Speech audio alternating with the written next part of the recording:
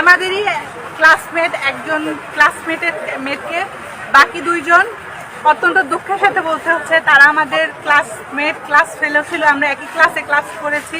আমাদের victim classmate আমাদের বাকি দুইজন ক্লাসমেটের দ্বারা নির্যাতিত হয়েছে, রেপড হয়েছে, এবং এই রেপডের একমাত্র শাস্তি আমাদের চাওয়া এই ক্যাম্পাসের থেকে তাদের আজীবনের জন্য বহিষ্কার করা, এবং প্রশাসনের থেকে তাদের আজীবনভাবে বহিষ্কার করা হবে, এবং আইনগতভাবে তাদের সর্বোচ্চ যে শাস্তি মৃত্যুদণ্ড সেটা আমাদের দাবি।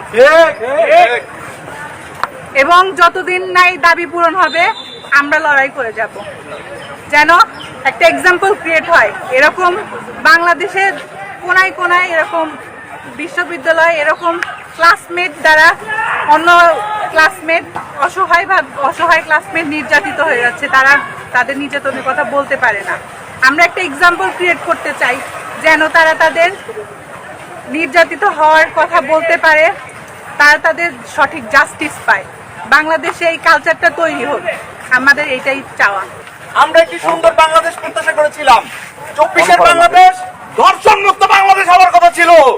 এখান থেকে ভয়েস রেস হয় বিশ্ববিদ্যালয় থেকে গোটা বাংলাদেশ গোটা বিশ্বের মধ্যে বিশ্ববিদ্যালয়ের শিক্ষার্থীরা প্রত্যেকটা ক্ষেত্রে ভয়েস রেস করে এবং সেখান থেকে ন্যায় প্রতিষ্ঠার আওয়াজ তোলা হয়। কিন্তু দুঃখজনক ব্যাপার হলো বিশ্ববিদ্যালয়ে সেই ঘটনাটি ঘটে গেল। এটা আমাদের জন্য লজ্জার, এটা আমাদের জন্য বিব্রত হওয়ার মতো। আমরা এই ধরনের ঘটনার তীব্র নিন্দা এবং কঠোর শাস্তি প্রত্যাশা করছি, যাতে পরবর্তীতে কোনো ধর্ষক কিংবা এই ধরনের মাইন্ড নিয়ে যারা চলাফেরা করে তারা যাতে এই জিনিসটা উপলব্ধি করতে পারে। সম্মানিত ভাই বোনেরা, এখন আমাদের সামনে কথা বলবেন আমাদের সমাজবিজ্ঞান বিভাগের শিক্ষার্থী তাসফিয়া ফারহাত ঐশী। আমরা একটা ঘটনার সম্মুখীন হয়েছি যেটা আমাদের হওয়ার কথা ছিল না। আমাদের ক্লাসমেট দ্বারা, যেটা আমরা একই ক্লাসে ক্লাস করি, এটা আমরা কখনোই ভাবতেই পারি নাই যে এই ধরনের অবস্থা, এই ধরনের সিচুয়েশনের দিকে যাবে।